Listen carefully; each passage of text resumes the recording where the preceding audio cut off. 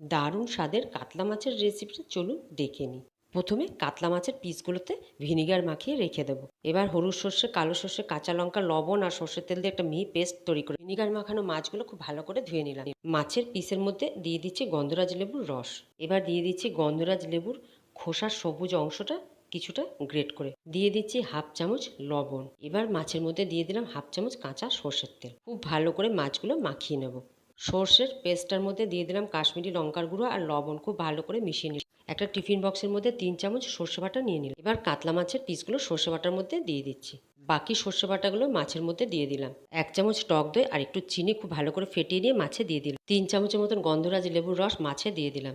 আবারও একটু গন্ধরাজ লেবুর জেস্ট আর কাঁচা সর্ষের তেল দিয়ে খুব ভালো করে মশলার সাথে মাছ মাখিয়ে নিলাম। সবশেষে দিয়ে দিলাম কাঁচা সর্ষের তেল, চেরা কাঁচা লঙ্কা আর গন্ধরাজ লেবু পাতা। 20 মিনিট সময় নিয়ে গন্ধরাজ কাতলা ভাপে সেদ্ধ করে নিলাম। গন্ধরাজ কাতলা ভাপা একদম রেডি।